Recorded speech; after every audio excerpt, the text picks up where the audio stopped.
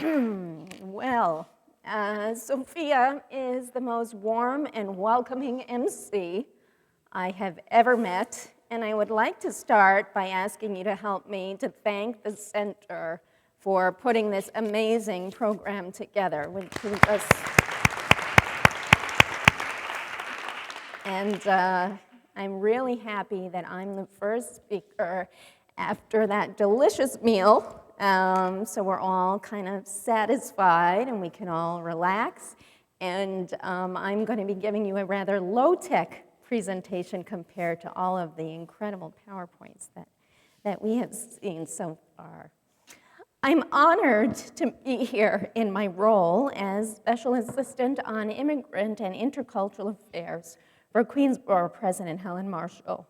The Borough President is a proud alumna of Queens College, and over the past decade, she has allocated significant funding to this dynamic institution. I'm also honored to be the one speaker on tonight's roster to address the topic of diversity innovation in government. There could be no better place to discuss this topic than right here in Queens, the most multi-ethnic county in the United States and a model for what the nation as a whole will look like in a matter of decades. As Borough President Marshall says, you visit Queens and you see the world. Let me start by sharing my conclusion, which is that government should play a vital role in multicultural community building efforts. Our city's political leaders already embrace cultural diversity work in many important ways. For instance, they provide financial support to intergroup relations projects. They host solidarity rallies with the victims of hate crimes, and they sponsor legislation for anti-bias curriculum in the schools. But I would venture to say that Helen Marshall is the only elected official who has made cross-cultural understanding such a priority area in her administration, and who has designated staff members to develop and run initiatives that advance immigrant integration as well as multicultural civic engagement. I'm one of those designated staff members, and my work for the Borough President has been extremely rewarding. My sense is that the Borough President's office is uniquely positioned to promote cultural diversity. We're the only ones who maintain a borough-wide focus. We're privileged to have access to many constituencies, and we can give a kind of official welcome to emerging communities, affirming that they are an integral part of the civic life of Queens. We can also be, in the words of one local Muslim activist who's in the room tonight, a neutralizing force among individuals or groups with divergent views. But I'm getting ahead of myself. In the spirit of the center, I would like to tell you a little bit about me and how I came to do multicultural work in a government setting. As Sophia said, I grew up in Jackson Heights. It was during the 1970s when, believe it or not, Jackson Heights was a predominantly white neighborhood. The local synagogue was like my second home. But my daily reality actually looked quite different. My mother, a Holocaust refugee who attended a segregated school in Nazi Germany, sent me to the United Nations International School. So from kindergarten through the 12th grade, my classmates and teachers were of many nationalities and faiths. We appreciated each other first and foremost as individuals, and we understood that our cultures and religions informed and enriched our lives. In a way, my story is the opposite of many people's awakenings. It was when I went off to college that I became more aware of the discrimination in America, which has produced inexcusable inequalities and which diminishes us collectively. So imagine my surprise when I returned to Jackson Heights in 1987 and found that my neighborhood had come to look like the United Nations. I didn't know yet about the 1965 Federal Immigration and Nationality Act, which largely accounted for the demographic changes, but I felt like I had truly come home, and I have stayed here ever since. Through my studies, my activism, and my professional work, I've been able to participate in the transitions taking place in our changing communities. I came to Queens College to earn a master's degree in urban studies, and I studied with anthropologist Roger Sanjak, the author of The Future of Us All, Race and Neighborhood Politics in New York City. If you haven't read The Future of Us All, which is about the interactions between longtime residents and recent immigrants in Elmhurst and Corona, you really should. The book provides a very useful framework for understanding how people build relationships around shared concerns in their multicultural neighborhoods. Helen Marshall is one of the leaders described in the book. The daughter of Guyanese immigrants, she was raised in the Bronx and attended programs at a Jewish settlement house.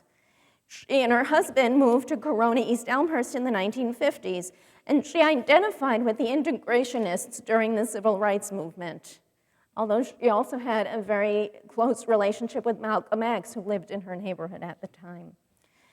During the 1980s and 1990s, serving in the state assembly and the city council, she proudly represented a district that she referred to as the epicenter of immigration. Helen Marshall was familiar with my local arts and youth empowerment work at the Jacksonites Community Development Corporation. And when she was elected borough president, she hired me to join her staff. Borough President Marshall envisioned creating a Queens General Assembly, named after the UN General Assembly, which first met in Flushing Meadows, where the Museum of Art is now. And the idea was to formalize cross-cultural understanding at the borough level. She gave me the responsibility of structuring and running it. With help from several mentors, I assembled a diverse network of civic activists from around Queens. From 2003 to 2006, we met on a monthly basis for conversations on what it means to be an American, for story-sharing sessions, and for discussions on how to help our communities access essential services. We also produced 2 programs that aired on Queens Public Television. In 2006, our members spoke about the Queens General Assembly to the borough's 14 community boards and offered themselves as resource people. From 2007 to 11, we partnered with several community boards on community dialogue forums, where hundreds of people who lived and worked in these districts came to the table for problem-solving discussions about neighborhood concerns. Borough President Marshall often says that we have more similarities than differences. When we start by talking about the things we have in common, we can then proceed to build relationships, learn from each other's experiences, and build coalitions to improve our communities. Our next and last project under Borough President Marshall's administration is an oral history collaboration with the Queens Memory Project at Queens Library. We also plan to produce a booklet with guidelines on how community groups can incorporate dialogues similar to ours into their work. I would be remiss if I didn't say that Borough President Marshall has launched several other initiatives that promote immigrant integration in a multicultural context. Her Immigration Task Force, which I also coordinate, is a diverse network of social service providers. We come together on a monthly basis for information exchanges, for updates on immigration policy, and for presentations from guest speakers on a wide variety of issues. We're now producing an immigrant services directory, and we're launching a speakers bureau so our members can share their expertise with groups around the borough. And this picture is a networking reception where we brought together members of the Queens General Assembly and the Immigration Task Force for a presentation by the city's demographer, Dr. Joe Salvo, who's in the front row, the first person from the right.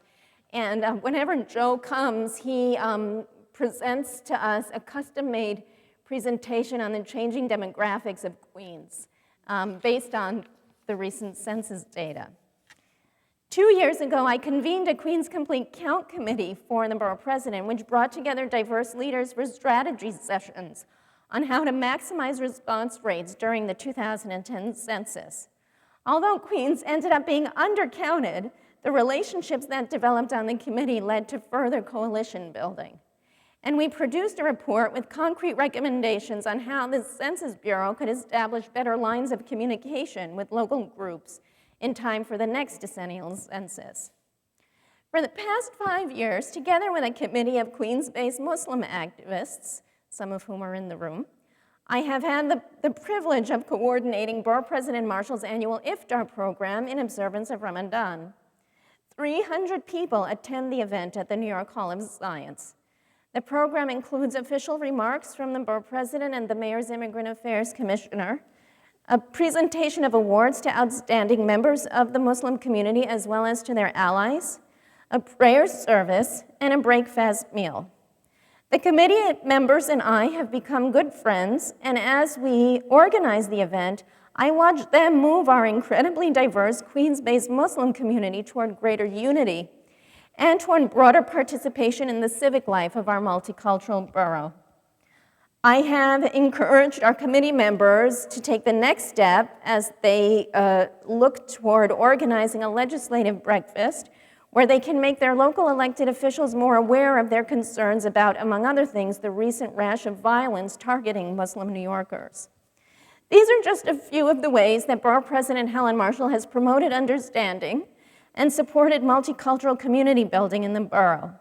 I could imagine her next initiative, but this is just speculative, being a huge symposium, not so different from this, but maybe a round table, bringing together all the groups doing intergroup relations work in the borough to share best practices, to disseminate resources, to recommend future directions, and to identify ways that government could provide even more effective leadership.